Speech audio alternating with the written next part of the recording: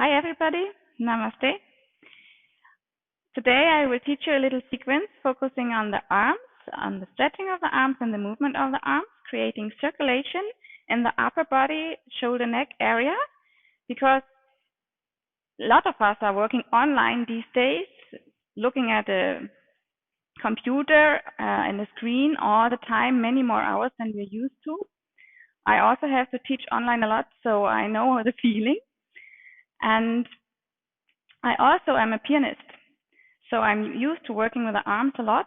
And when I created the sequence, I had in mind a short sequence which you can use between your online sessions to get circulation again here in the neck and shoulder area. Or if you're one of my pianist colleagues, you can do it between your practice sessions at the piano and get more circulation and really stretch out this much used muscles here in the arms. For the sequence, you need a bolster if you have some at home. If you don't have, don't worry, you can just stack some blankets that you have a little platform like this. And we're also going to use a wall. I'm pretty sure everybody has a wall at home. If you have a yoga mat, that's maybe beneficial, but that isn't even necessary here. We are going to start at the wall, and we're going to lie down and stretch the legs up the wall. That is a pose that you're not supposed to do if you're menstruating as a woman.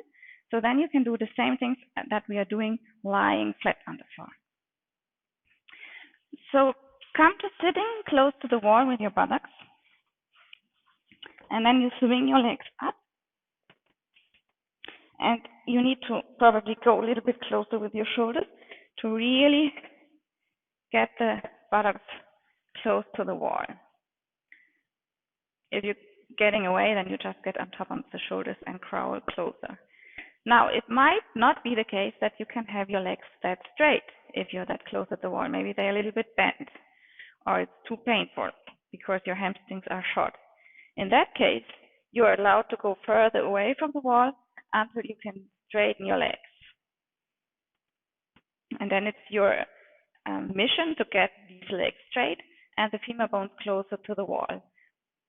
But if you can be as close as the wall with the buttocks and the sacrum down to the floor and stretch your leg upwards, press your heels towards the wall, extend the toes away from the wall, and the inner heels of the foot, they are going upwards while the outer foot are pulling downwards.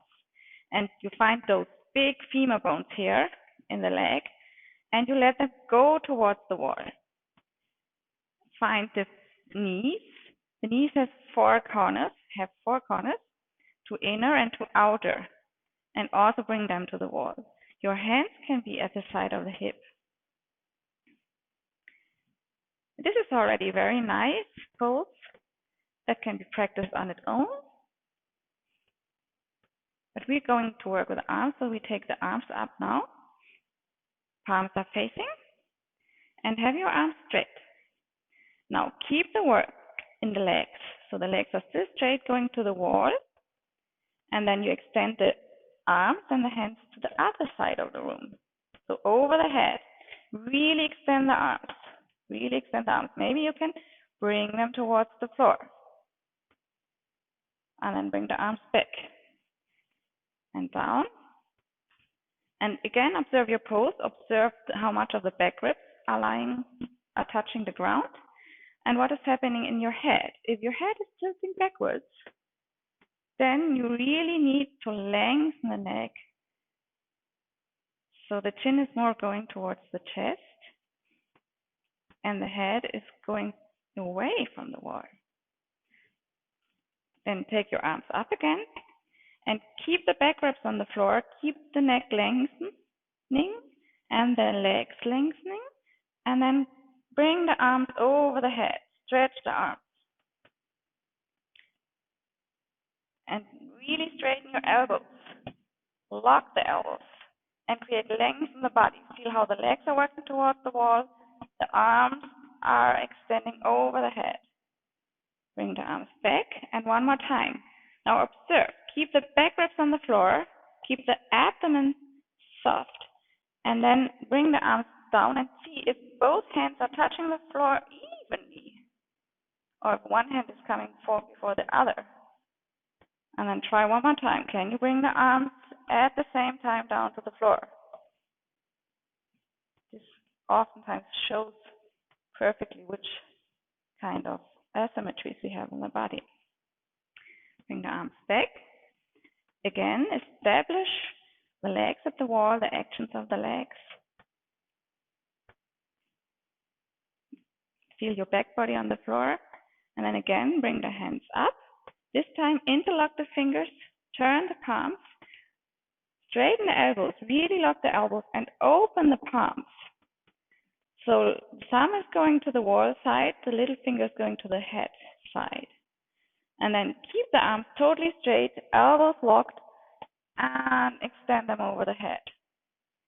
And now, be aware that your legs are still working towards the wall while the hands are going in the other direction. So you're creating length in the body, and really keep your elbows tightly locked. Then change the crossing. Sometimes this is a bit unusual, feels a bit unusual. And repeat.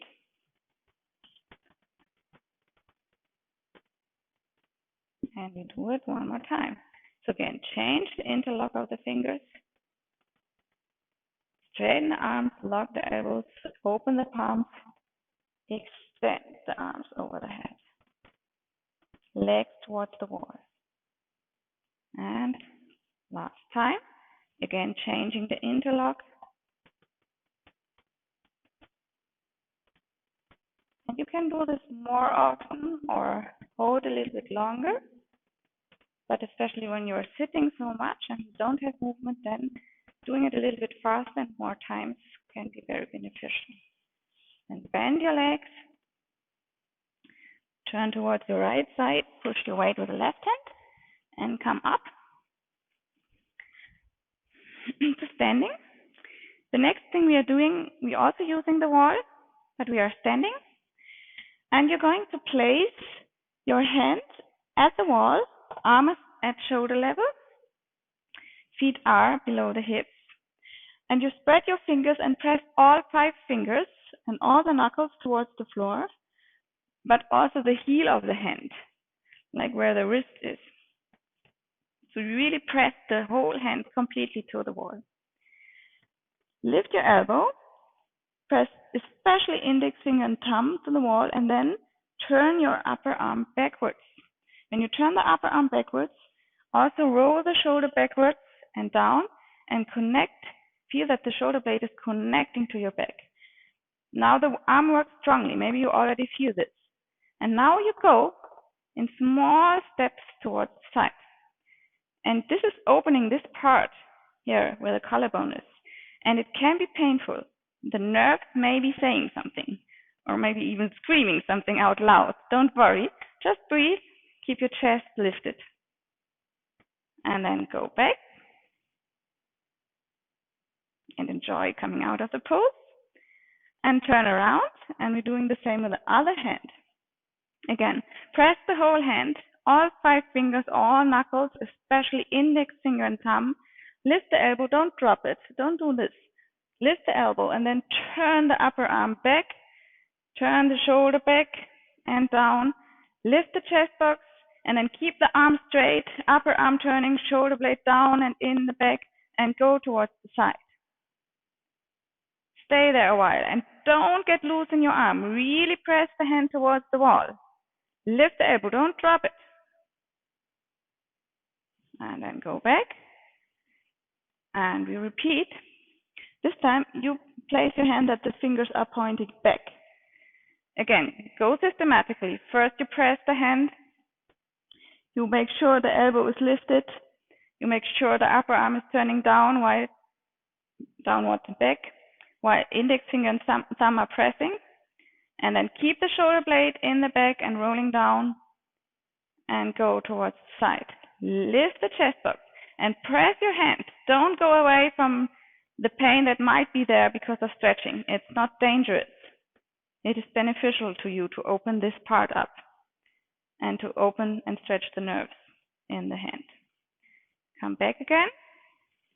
And last time, other side. Fingers pointing backwards, hand is pressing to the wall, elbow is lifting up, Upper arm turning backward, shoulders rolling down and backward, chest box is lifted, go towards the side. Keep on breathing, keep on pressing the hand. And then go backward. You can, of course, hold this longer or repeat more times. And now stand for a while in Tadasana, feet together, and now feel what has changed in your chest box after this exercise, and how the effort you put into this pose and the pain you endured has made this area more free. Enjoy. For the next pose, you're going to sit, and you can sit on the bolster. You're going to sit in a pose that's called Virasana, that is with bent knees. If this is hurting you, how we are going to sit, you can do the same thing standing. So you're going to sit in Virasana. This is with bent knees, and you have the bolster under your buttocks bones, but not under your femur bones. So the femur bones are free, and you're just sitting on the buttock bones. The toes are pointing straight backwards, so you can look and see if this is the case. And the knees are together. And as I said, if this is uncomfortable to sit like this, then do the same exercise standing, or try if you can sit on an even more height. You can take some blankets and make the height higher. Now we're taking the arms towards the side and really extend the arms. And we are going to make a little experiment. So we are going to turn the arm backward in the shoulder. So you're turning the upper arms and the hands are turning with the arms. And see how much is this taking your shoulder blades into the back. And then we are going to turn the arm forward in the shoulder joint. How much can you turn the arm forward? And actually make sure that you're not turning the shoulder blade, but really find the bone of the upper arm and turn the bone in the shoulder blade. And if you do this, it can get really, this is a small movement, and maybe it's just millimeters. If you do it, it can be really getting you warm there because it's creating circulation. And it's difficult action to separate the bone from the shoulder blade and creating awareness in that area for the shoulders and the arms. Good. Now we try something else. Right hand goes back, left hand goes forward. Can you do it this way? For the brain, it's a nice exercise. How does that feel? Good. Right arm to the side, turn the right arm forward in the shoulder joint, and now swing the right arm behind the shoulder blades, the right hand. So it should look like this. If you don't come that far, it doesn't matter. Some people you get stuck here, you can try with your arm, but this, no matter how far you go, don't worry. So, right arm is going between the shoulder blades. Left arm, you turn the other way around, so it's turning back. And you extend the arm up, up, up, keeping it turning back. And really extend the arm up, and then bend at the elbow without the elbow dropping. So the elbow needs to point up. And then maybe you can get a grip, but maybe you can't. It doesn't matter. Just take the arm out and the other arm out, and we try the other side. So this time the left arm is turning forward. Swing it behind the shoulder blades. Right arm is turning backward. Straighten it, keeping the arm turning backward. Bending at the elbow. See if you can get a grip. If not, no problem. We're just coming out. Okay, understood? Now we're going to do this a little bit faster. So right arm forward, left arm backward. Try to catch. And other way around. And other way around. And try to not get confused with the sides. And maybe every time you come a little bit further, and you can touch your hands. Or not, it doesn't matter. And you could probably get a little bit warm.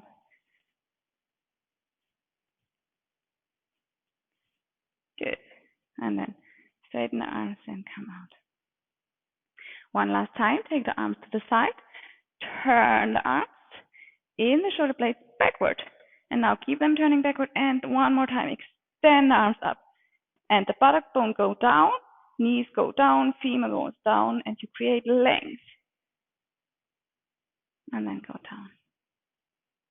So now you have stretched your arms, your body is warm. We will finish with one pose that is a little bit more restorative, and it's very beneficial for the immune system.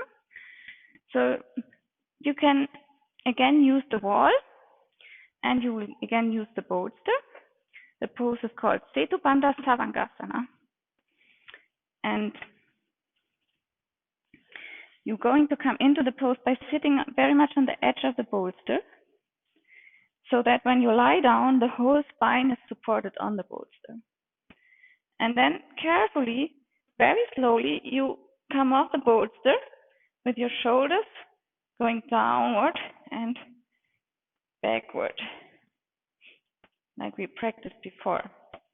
And do this slowly, so the skin is extending towards the wall and the chin is coming towards the chest. Don't tilt the head back, but keep the neck lengthening. And then in this pose, you're not supposed to turn your head anymore. So make sure you don't do that. And then you can straighten your legs. And if you were lucky, then you have the right distance to the wall with the first attempt, and you can press the feet towards the wall. Make sure there's length in the lower back, so the tailbone goes towards the wall. If you don't feel comfortable, you can try bending your legs, lifting the buttocks a little bit, extending the tailbone, and then you can even stay like this if otherwise this gives a pain in your lower back. But otherwise, straighten up legs again. And you can also put them a little bit higher up on the wall. This is also good, especially if your lower back is a little bit vulnerable or you have pain there. And then you can put your arms to the side.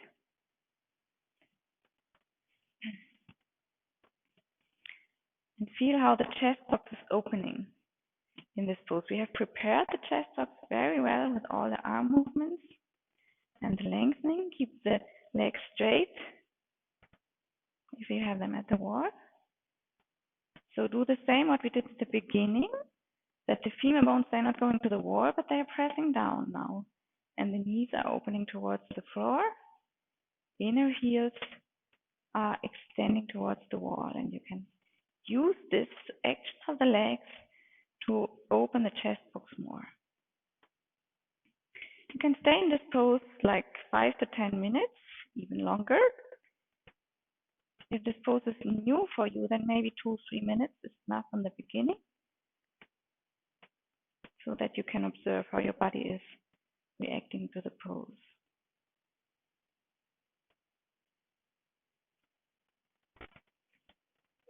Feel free to stay longer in this pose. And I will show how to come out of this pose now. So you can bend your legs to come out of the pose and lift the buttocks. Push the bolster out and turn it so that you can come down. When you come down, lengthen the lower back one more time by extending the tailbone towards the wall. And then you can cross your legs from the bolster. Turn your hands one more time like we practiced in the shoulder blades, that the upper arm is turning backwards, so the shoulder blades stay connected, chest box stays open, palms are pointing upwards, and then you just relax, close your eyes. Have a smooth inhalation and exhalation, and for a short while you can relax here in a cross-leg Shavasana.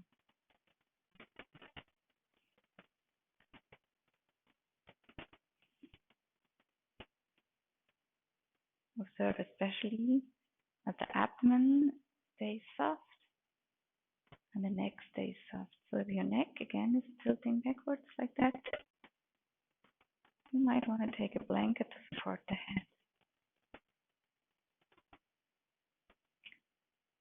After a while, cross your legs other way around.